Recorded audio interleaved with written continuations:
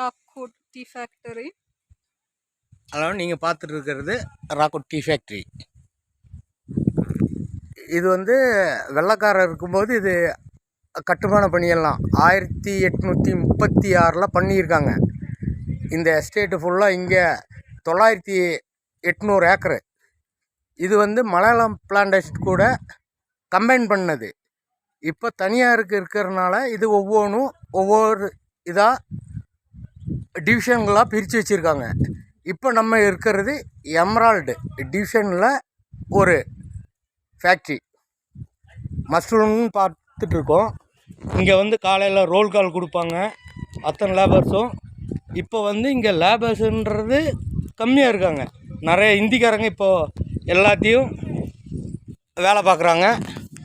இங்கே பழைய இதெல்லாம் மேனேஜருங்கன்ற ஒரு மேனேஜர் இருந்தாங்க, ரைட்டருங்க, சின்ன மேனேஜரு, பெரிய மேனேஜரு, அப்படி நிறைய இருந்துச்சு. இதான் இப்போ பார்க்குறது நம்ம ஃபேக்ட்ரியோட ஃப்ரண்ட் கேட்டு. பாருங்கள், வண்டிகள்லாம் இங்கே தான் நிற்கிது. இன்றைக்கி லீவ் நாள், ஞாயிற்றுக்கிழமைன்றனால. நாளைக்கு காலையில் எல்லா லேபரும் காலையில் வந்து நின்னாங்கன்னா இங்கேருந்து இதான் இந்த எஸ்டேட் ஃபுல்லாக இந்த மலை சுற்றி தெரியுது பாருங்க.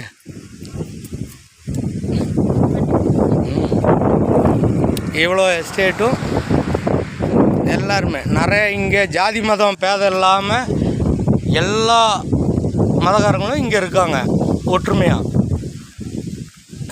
இவங்களோட குரூப் ஆஃப் கம்பெனி வந்து மும்பை. இதில் எல்லா எக்யூப்மெண்ட்டு எல்லாமே இருக்குது.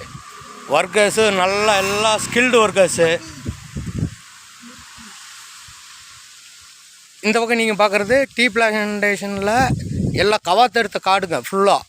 இந்த டைம் வந்து பனி விழுகிற காலமானனால கிராப்பிங் எடுப்பாங்க, அதை ஃபுல்லாக கவாத்தும்பாங்க.